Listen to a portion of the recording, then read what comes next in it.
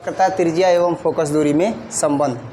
वक्रता त्रिज्या एवं फोकस दूरी में संबंध की जब बात आती है तो वक्रता त्रिज्या और फोकस दूरी गोलीय दर्पण का भाग होता है। और जब गोलीय दर्पण को काट दिया जाता है और उस गोलीय दर्पण को काटने के बाद बीचों बीच जब गोलीय दर्पण को काट दिया जाता है और जब उसके परावर्तक पृष्ठ को देखा जाए और वो धंसा हुआ रहे और उसका बाहरी पृष्ठ क्या किया गया रहे, कलई किया गया रहे, तो वो अवतल दर्पण कहलाता है। और जब उसके आंतरिक पृष्ठ को कलई कर दिया जाए और उसका परावर्तक तल क्या रहे, उभरा हुआ रहे, तो उस स्थिति में उसे क्या कहेंगे, उत्तल दर्पण कहेंगे। समझ में आया। अब यहाँ पर अवतल दर्पण में संबंधित जो है वो हम लोग वक्रता त्रिज्या और फोकस दूरी में संबंध ज्ञात करेंगे।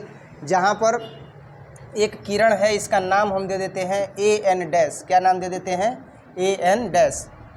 ये जो AN डैश किरण है, इधर देखो, AN डैश किरण जो है वो क्या हो रही है, वो इस दर्पण पर आपतित हो रही है, इस पर पड़ रही है, इस पर गिर रही है और परावर्तित होकर के कहाँ से गुजर रही है, मुख्य फोकस से। क्योंकि मुख्य अक्ष के समांतर आने वाली प्रकाशीय किरणें दर्पण से परावर्तन के पश्चात मुख्य फोकस से क्या होती है, गुजरती है। ये हम लोग 10th क्लास में पढ़े हैं। और इसके बाद हम लोग ये भी जानते हैं कि वक्रता केंद्र से गुजरने वाली जो प्रकाशीय किरणें होती हैं वो क्या होती हैं, वो वक्रता केंद्र से ही गुजर जाती है, सीधी वक्रता केंद्र से गुजरती है। ठीक है, दर्पण से परावर्तन के पश्चात वो जिस पथ से आती है उसी पथ पर क्या हो जाती है, वापस लौट जाती है।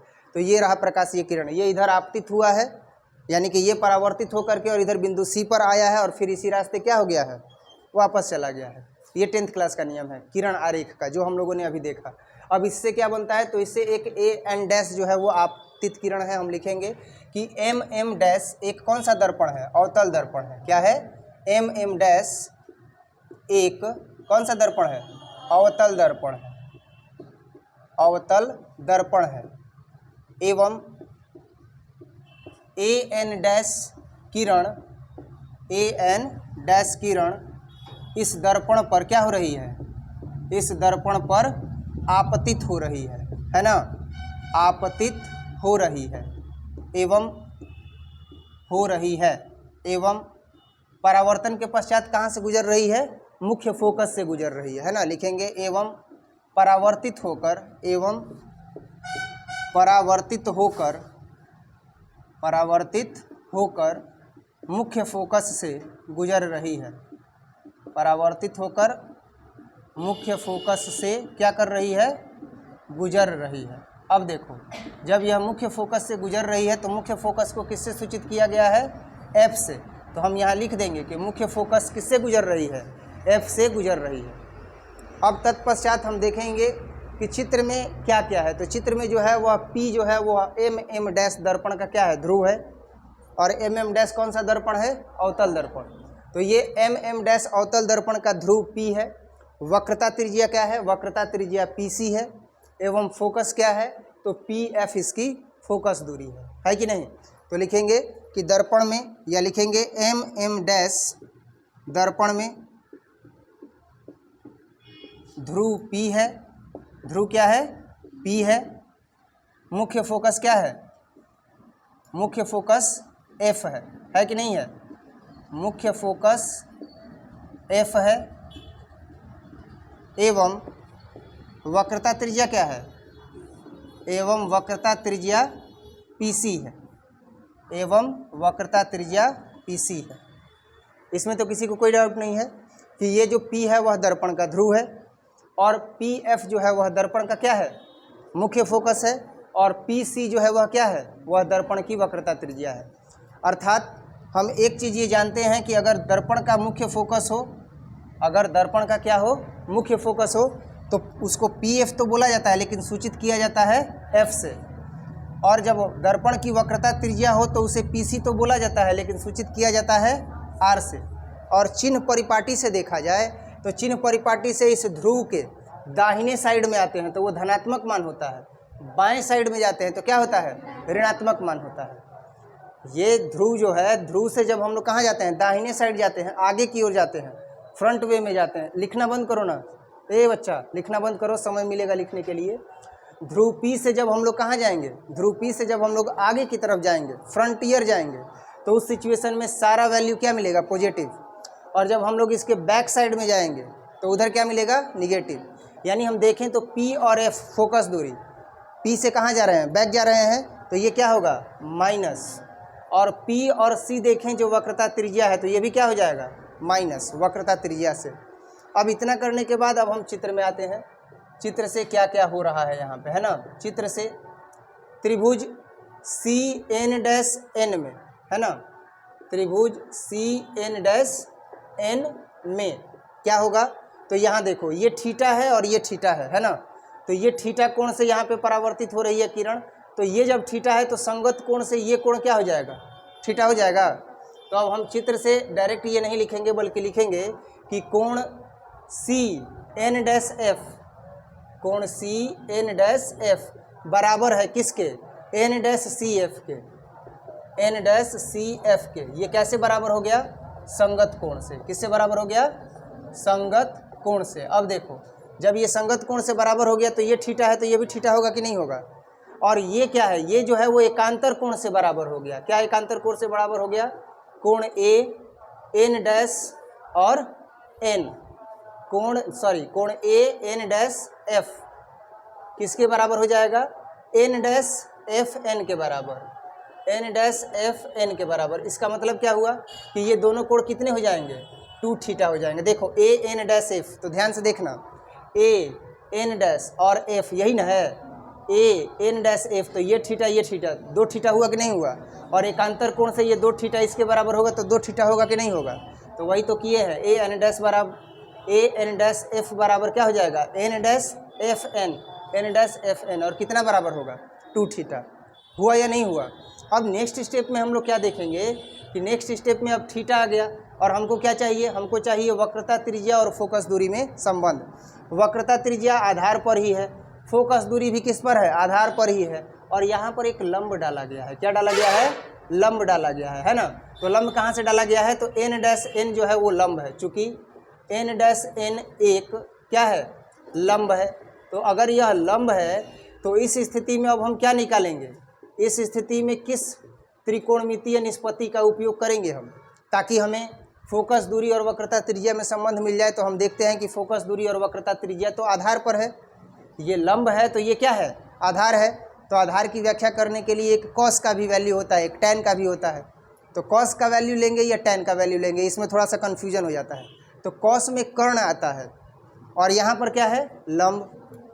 तो टैन में लंब और आधार आता है कि नहीं आता। बोलोगे सर यहाँ पर तो कर्ण भी है, कर्ण ले लीजिए। नहीं लेंगे क्योंकि कर्ण अलग अलग मिल जाएगा और इसका वैल्यू कभी भी इक्वल नहीं होगा।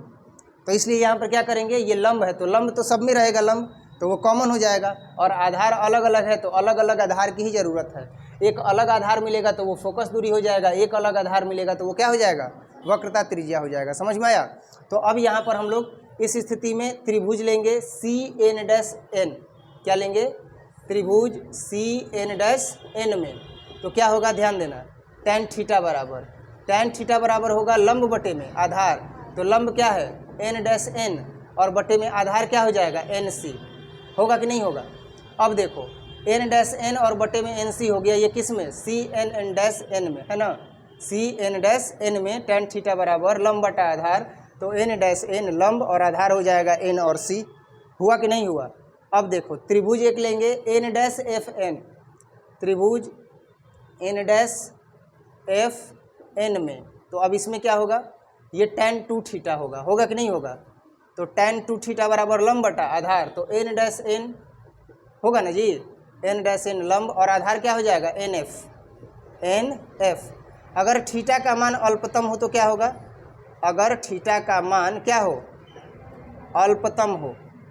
तो अब देखो अगर थीटा का मान अल्पतम हो तो tan थीटा की जगह पर हो जाएगा थीटा, और थीटा बराबर क्या हो जाएगा, N' और बटा में NC।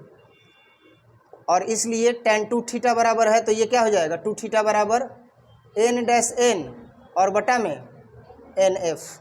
इसको समीकरण 1 मान लेंगे और इसको क्या मान लेंगे, समीकरण 2 मान लेंगे। यहाँ तक किसी को कोई दिक्कत है, कैसे हुआ, समझ में आ रहा है। ये tan थीटा का मान N' बटा में NC कैसे हुआ, समझ में आ रहा है ना। और ये tan 2 थीटा का मान N' बाई NF कैसे हुआ, ये भी समझ में आ रहा है। अगर ये समझना है कि tan ही क्यों लिया गया तो इसके बारे में फिर से एक बार बता देते हैं कि लंब बटा आधार लेंगे तो ये कॉमन हो जाएगा, और जब ये कॉमन हो जाएगा तो ये दोनों में आएगा, किस में, त्रिभुज सी एन डैश एन में भी आएगा, त्रिभुज एन डैश एफ एन में भी आएगा। इसीलिए क्या लेंगे, लंब वाला वैल्यू लेंगे।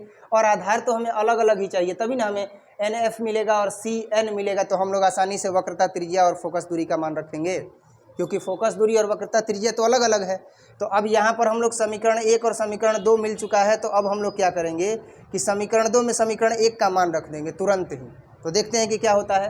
तो लिखेंगे इसलिए समीकरण 1 से, तो समीकरण 1 से क्या होगा, ध्यान देना, समीकरण 1 से देखा गया तो ये 2 थीटा है, तो 2 और इनटू थीटा के जगह पर क्या रखेंगे, एन डैश एन रखेंगे ना, और बटे में क्या हो जाएगा एन सी, और बराबर ये क्या हो जाएगा एन डैश एन, और बटा में एन एफ। अब देखो एन डैश एन से एन डैश एन कट जाएगा, और ये क्या हो जाएगा 2 बटे में एन सी, और बराबर 1 बटे में एन एफ। होगा कि नहीं होगा।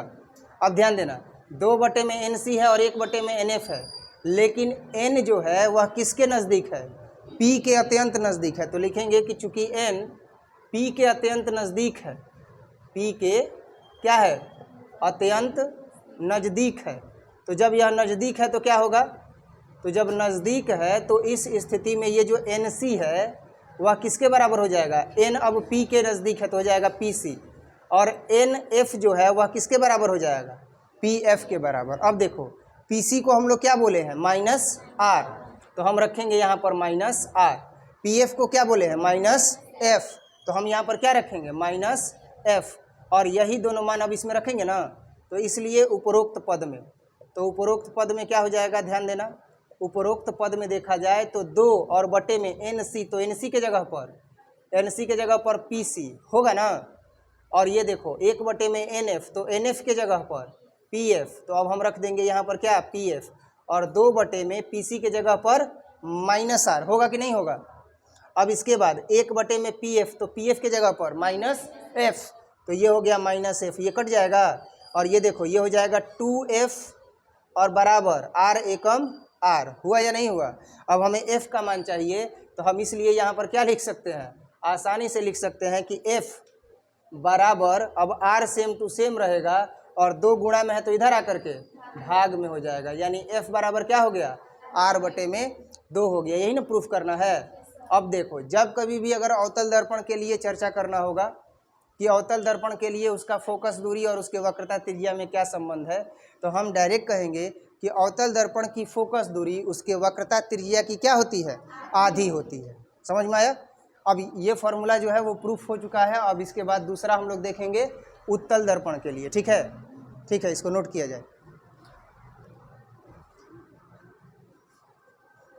बंद करो।